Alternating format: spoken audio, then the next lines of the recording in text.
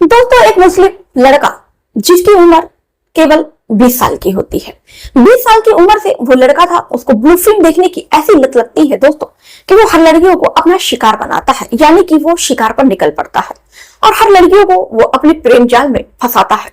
और वो जो लड़का था दोस्तों, वो हर महिलाओं को टारगेट करता है। यहाँ तक कि दोस्तों वो जो लड़का था वो ऐसी प्रवृत्ति का था कि वो अपने दोस्त की माओ को भी नहीं छोड़ता, वो विधवा को नहीं छोड़ता। हर किसी के साथ वो लड़का जो है गंदे काम करता, गलत काम करता और हर किसी के साथ वो गंदी गंदी बातें करता। लड़का था काफी ज्यादा अमीर था, पैसे वाला था, तो पैसे का वो प्रलोभन भी देता या किसी भी तरह कैसे भी वो किसी की मदद करता, तो बदले में वो चाहता गंदी गंदी बातें करे और वो गंदी गंदी बातें करके भी वो खुद को संतुष्ट कर लिया करता। हाँ दोस्तों, हद तो तब हो जाती है कि वो जो लड़का है ये प्रेमिका की माँ के साथ वो शारीरिक संबंध बनाने लगता है। और इतना ही नहीं दोस्तों, हद तो तब हो जाती है कि वो जो लड़का था एक बच्चे की माँ जो विधवा हो जाती है, उसकी मदद करने के बहाने वो जो लड़का था उसकी माँ के साथ ही वो गंदे गंदे काम करता है, उसके साथ भी वो शारीरिक संबंध बनाने लगता है। तो दोस्तों ये जो घटना है काफी ज्यादा दिल को दहला देनी और रोचक कहानी है और सीख देने वाली एक कहानी है कि हमारे समाज में कैसे कैसे दरिंदे हैं और समाज में एक जो एक शरीफी का एक मदद का मुखौटा लगाए जो घूमते हैं और ऐसे ना जाने कितनी ही माताओं बहनों को वो बलात्कार करते हैं और मदद के नाम पर उनके साथ क्या कुछ वो नहीं करते हैं।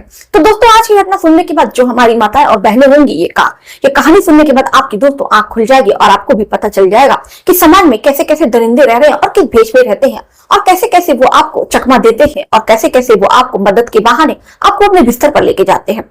तो दोस्तों हमारी माताएं और बहनें प्लीज इस वीडियो को जरूर देखिएगा और इस वीडियो को अंत तक देखिएगा। वीडियो देखने के बाद आपका कोई भी लड़का फायदा नहीं उठा सकेगा। तो चलिए फिर इस कहानी की शुरुआत करते हैं। आदाब, शर्तिका, नमस्कार, हाजिर में फिर एक बार आप लोगों के साथ। इस घटना का जिक्र करूं दोस्तों इससे पहले आपसे गुजारिश है कि चैनल पर जो नए हो तो चैनल को सब्सक्राइब कर लो, वीडियो को लाइक कर दो, बेल आइकन को क्लिक कर दो। दोस्तों दरअसल ये जो घटना है वो उत्तर प्रदेश का एक जिला पड़ता है फर्रुखाबाद। फर्रुखाबाद का एक लड़का है जिसका नाम शम्स होता है, जो एक मुस्लिम परिवार से, मुस्लिम घराने से वो ताल्लुक रहता है। लड़का काफी ज्यादा पैसे वाले घर का था, घर में किसी चीज की कमी नहीं होती है। लेकिन जो लड़का था दोस्तों वो काफी ज्यादा बदतमीज टाइप का था। शुरू से ही पहले तो वो लड़का जो था पैसे वाले घर का था, तो उस चीज का वो फायदा उठाता है। वो आस पड़ोस के बच्चों से मारपीट किया करता है और देखते देखते वो जो लड़का है धीरे धीरे ही वो बदमाश होते चला जाता है। पढ़ाई में दोस्तों उस लड़के की बिल्कुल भी रुचि नहीं थी। अब ये शम्स था धीरे धीरे बड़ा हो रहा था, अब वो कक्षा 5 में पहुंच जाता है। कक्षा 5 से ही दोस्तों उसका पढ़ाई में बिल्कुल भी मन नहीं लगता है, बल्कि कक्षा 5 से वो उलूल जुलूल हरकतें करने लगता है। कभी वो अपने आस पड़ोस के बच्चों को पीट दिया करता और कभी किसी लड़की को वो छेड़ दिया करता, किसी लड़की को पीट दिया करता। शम्स के घर पर बहुत सारी शिकायतें आती, लोग अपनी अपनी शिकायत लेके आते कि आपका जो बेटा है शम्स है वो काफी ज्यादा बदमाश है, वो मेरे बच्चे को मार दिया और मेरी बच्ची का वो दुपट्टा था वो खींच कर भाग गया। पहले तो जो शम्स के घर वाले वो सोचते हैं कि जो शम्स है बच्चा है तो बच्चा ऐसी नादानी कर जाता है, बच्चा नटखट है, लेकिन यही से माँ बाप भी उनके गलती कर बैठते हैं।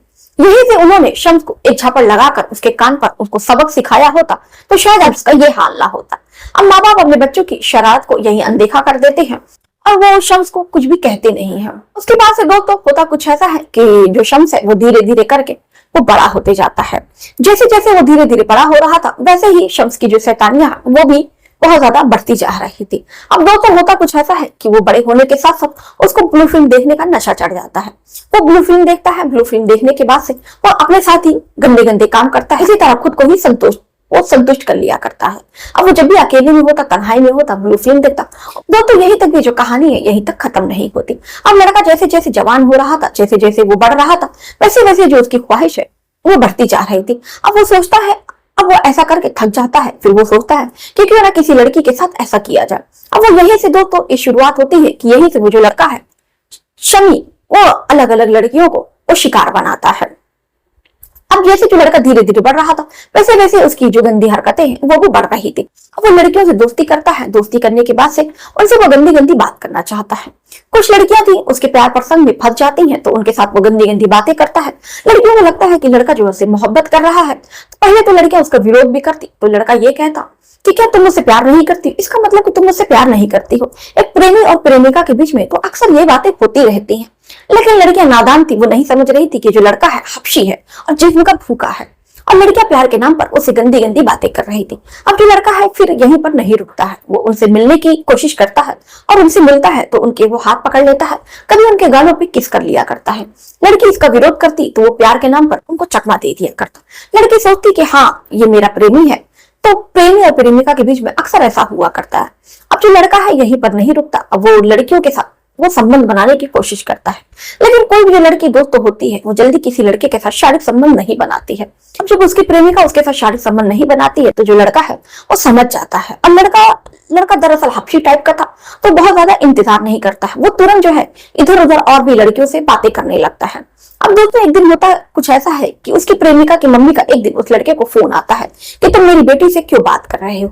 अब लड़का जो था इतना ज्यादा अय्याशबाज था कि वो उसकी मम्मी से बातचीत करता है और अपनी चिकनी चिकुड़ी बातों में उनको फंसा लेता है। अब वो अपनी प्रेमिका की अम्मी से भी बात करने लगता है और बात करते करते उनके साथ भी वो गलत गलत बातें करने लगता है। महिला थी वो भी इससे बातें करने लगती है और दोनों के बीच में शारीरिक संबंध भी बनने लगता है। अपनी प्रेमिका की माँ होती है, जिसको मौका मिलता वो अपनी बेटी के प्रेमी को बुलाती और उसके साथ शारीरिक संबंध बनाया करती। दोस्तों ये जो सिलसिला है यही भी नहीं रुकता है। अभी जो लड़का है एक तरफ तो ये अपनी प्रेमिका की माँ के साथ शारीरिक संबंध बना रहा था, दूसरी तरफ उसके पड़ोस में एक महिला थी जो विधवा हो जाती है और जिसका 5 साल का बेटा होता है। वो महिला काफी ज्यादा गरीब थी, काफी ज्यादा उसको मदद की जरूरत भी थी। एक दिन इस शम्मी ने उस महिला की मदद कर दी और मदद करने के बहाने दोस्तों अपने आप को खुद को बहुत ज्यादा उसने महान साबित किया। महान साबित करने के बाद वो लड़का है उस महिला के करीब जाने की कोशिश करता है और उसके साथ भी उसको भी वहां छूने की कोशिश करता है।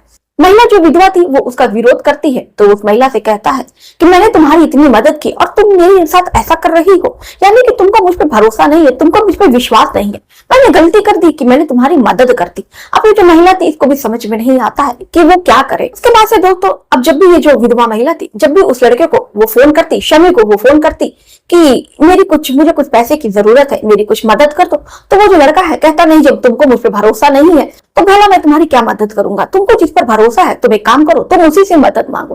अब ये लोग विधवा महिला थी कहीं ना कहीं समझ रही थी कि लड़का जो है क्या कहना चाहता, लेकिन औरत की मजबूरी थी ऐसी थी, औरत ऐसी मजबूरी में फंसी थी कि एक तरफ कुआं था तो एक तरफ खाई थी। अब वो जो महिला है फिर महिला तो उसके साथ शारीरिक संबंध नहीं बनाना चाहती थी, लेकिन महिला की मजबूरी थी तो उसी के चलते उसको अपनी बेटी अपना और अपने बेटे का पेट पालने के लिए उसको उसके साथ गंदे काम करना होता। अब वो शमी उसके साथ भी शारीरिक संबंध बनाता। उसके बाद भी दोस्तों ये जो सिलसिला है यही भी खत्म नहीं होता, यानी कि वो जो लड़का था अब 2 महिलाओं के साथ शारीरिक संबंध बना रहा था। उधर अपनी ही प्रेमिका की माँ के साथ शारीरिक संबंध बना रहा था, दूसरी तरफ वो एक विधवा का फायदा उठा रहा था उसकी गरीबी का।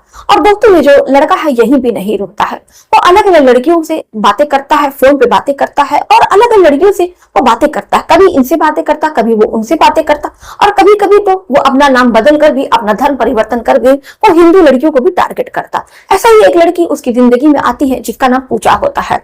अब वो पूजा से मिलता है और पूजा को अपने प्रेम प्रसंग में फंसाने की कोशिश करता है, लेकिन पूजा को फंसाना इस बार इतना आसान नहीं था। अब वो पूजा के लिए अपना धर्म बदलता है और खुद को वो राजू बताता है, नाम पूरा राजू श्रीवास्तव बताता है। अब ये लड़की थी बहुत सीधी सादी भोली भाली लड़की थी, तो वो राजू की बातों में आ जाती है और जो पूजा थी राजू से प्यार करने लगती है। अब जैसे ही पूजा राजू से प्यार करने लगती है वैसे ही राजू का खेल नया शुरू होता है। अब राजू अपनी इसको चिकनी चुपड़ी बातों में लेकर उससे मिलने की जिद करने लगता है। पूजा राजू से मिलती, राजू उसको गलत तरीके से यहाँ वहां छूने की कोशिश करता और जब पूजा जब इसका विरोध करती तो वो उससे यही कहता कि क्या तुमको मुझ पर भरोसा नहीं है, कि यानी कि तुम मेरी प्रेमिका नहीं हो, अगर तुम मुझसे प्यार करती तो भला तुम मुझे खुद को छूने से क्यों रोकती। अब दोस्तों उसकी प्रेमिका को भी यही लगता कि सही बात है, जो लड़का है वो सही कह रहा है। इसी तरह करते करते राजू जो है पूजा को होटल में लेकर जाता है और उसके साथ शारीरिक संबंध बनाता है। अब दोस्तों वो जो राजू था इतना शातिर था कि वो 3 महिलाओं के साथ एक साथ वो खेल कर रहा था और एक साथ 3 महिलाओं को वो धोखा दे रहा था। कभी वो मुस्लिम बनकर, कभी वो हिंदू बनकर, कभी वो ऐसे ही वो लड़कियों को धोखा देता और प्रेम जाल में फंसाया करता। एक दिन दोस्तों होता कुछ ऐसा है, पूजा जो होती है वो प्रेग्नेंट हो जाती है। उसके बाद से ये जो शमी होता है ये अपना खूनी खेलता है। जैसे ही वो लड़की थी उससे कोर्ट मैरिज करने की बात करती तो शमी के पैरों वाले जमीन खिसक जाती। अब शमी को ये नहीं समझ में आता है कि ना तो वो अपना सच बता सकता है, ना ही उस लड़की से शादी करने से इनकार कर सकता है। अब शमी को समझ में नहीं आ रहा था कि वो करे तो क्या करे। अब दोस्तों वो अपना खुफिया प्लान बनाता है और प्लान के मुताबिक उस लड़की को कोर्ट मैरिज करने के लिए बुलाता है। कहता है कि तुम्हारे घर में जितने भी पैसे हो और जेवर हो, तुम एक काम करो, शाम के रात को 8 बजे लेकर निकलना और मैं तुम्हें यहाँ पर मिलूंगा, तुम वहां पर आ जाना। फिर हम लोग यहाँ से भाग करके बंबई शहर में जाएंगे और बंबई शहर में मैं एक वहीं पर कमरा लूंगा और हम दोनों साथ रहेंगे। मैं कमाऊंगा और तुमको खिलाऊंगा और वहीं पर तुम मेरे बच्चे को जन्म दो। अभी जो पूजा थी उसकी खुशी का ठिकाना नहीं था कि अपने वो प्रेमी के साथ आज रात भागने वाली है। अब शमी के कहे मुताबिक वो अपने माँ के सारे गहने को वो अपने बैग में रख लेती है और जैसे उसके घर में रखे थे वो सारे पैसे को लेकर और कुछ कपड़े लेकर वो घर से 8 बजे भाग जाती है और शमी के पास चली जाती है। शमी ने उसको एक पहाड़ी के पीछे बुलाया हुआ था, वहां पर वो जाती है और शमी से कहती है, देखो शमी, मैं तुम्हारे लिए, तुम्हारे प्यार के लिए वो सब कुछ छोड़कर अपना घर बार आ गई। शमी उसको तुरंत देखकर पूछता है, मैंने जो कहा था क्या तुमने वो सब लाया है? पूजा होती है वो सारा जेवर देती है, कहती है कि लो ये जो कुछ गहने हैं और कुछ पैसे हैं। और जैसे ही शमी के हाथ में वो गहने और वो पैसे आते हैं, उसके बाद से वो पूजा के गले में एक रस्सी डालता है, वो जोर से खींचता है। पूजा जो है काफी ज्यादा छटपटाती है, थोड़ा चिल्लाने की कोशिश करती है, लेकिन गला दबने की वजह से उसकी आवाज जो है वो ज्यादा तेज नहीं निकलती है और देखते ही देखते कुछ मिनटों में पूजा होती है वहीं पर अपना दम तोड़ देती है। उसके बाद से शमी जो है एक झाड़ी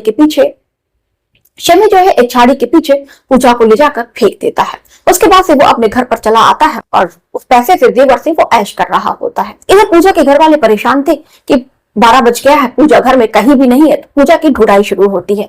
यहाँ वहां पहले तो मोहल्ले में पूजा को ढूंढा जाता है कि कहीं पूजा किसी सहेली के पास तो नहीं गई है, लेकिन कहीं भी पूजा नहीं मिलती है। तो उसके बाद से जो घर वाले होते हैं तकरीबन 1 बजे वो पुलिस थाने पहुंचते हैं और थाने में जाकर अपनी बेटी की गुमशुदगी की रिपोर्ट दर्ज कराते हैं। पुलिस जो है तुरंत FIR दर्ज करती है और पुलिस जो है तुरंत पूजा को खोजने में यहाँ वहां जुट जाती है। लेकिन 2 दिन का वक्त बीत जाता है, लेकिन पूजा का कहीं भी कुछ भी अता पता नहीं चलता है। उसके बाद से जो पुलिस है वो पूजा की कॉल डिटेल निकलवाती है, CDR निकलवाती है। तभी कॉल डिटेल में एक नंबर मिलता है जिस पर पूजा अक्सर घंटों घंटों बात किया करती है।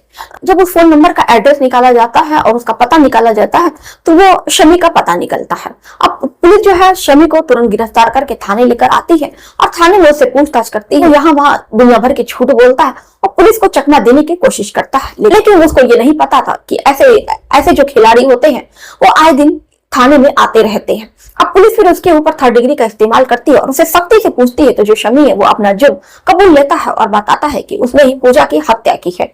पूजा की हत्या का वो कारण भी बताता है कि उसने पूजा की हत्या क्यों की है। उसके बाद पुलिस वाले फिर और भी उससे पूछताछ करते हैं कि तुम्हारा कितनी महिलाओं के साथ शारीरिक संबंध है। तो वो एक एक करके महिलाओं की लिस्ट बताता है। जब वो महिलाओं की लिस्ट बताता है तो पुलिस के हाथ पैर फूल जाते हैं कि आखिर में एक लड़का इतना अय्याशबाज कैसे हो सकता है कि वो एक साथ 5-6 महिलाओं के साथ वो शारीरिक संबंध बना रहा है और 4-5 लड़कियों से वो चैटिंग कर रहा था, गंदी गंदी बातें कर रहा था। अब पुलिस जो है शमी का फोन बरामद करती है और उसके व्हाट्सएप पर जाती है। तो व्हाट्सएप पर बहुत सारी लड़कियों का नंबर मिलता है जिससे जो शमी का गंदी गंदी बातें करता है, गंदे उनको मैसेज भेजता है। अब जो पुलिस शमी पर गंभीर धाराओं में मुकदमा दर्ज करके शमी को जेल भेज देती है। तो दोस्तों ये घटना सुनाने का उद्देश्य हमारा यही था कि समाज में ऐसे मनचले और इतने अय्याशबाज लड़के आपको हर जगह देखने को मिल जाएंगे। तो लोगों से सावधान रहिए, सतर्क रहिए और ऐसे जो लड़के हैं बहुत ज्यादा चिकनी चुपड़ी बातें करते हैं, लड़कियों को प्रेम प्रसंग में फंसाते हैं, फिर उनके साथ शारीरिक संबंध बनाते हैं, फिर लड़की अगर उन पर दबाव डालती है तो फिर उनका वो कत्ल कर देते हैं। तो दोस्तों ये थी आज की घटना। तो इस घटना पर आपकी जो भी राय होगी कमेंट में करके अपनी राय जरूर बताइएगा। मिलते हैं फिर ऐसी किसी और घटना के साथ, तब तक के लिए हमें इजाजत दीजिए। मिलते हैं फिर इसी समय पर एक नई कहानी के साथ।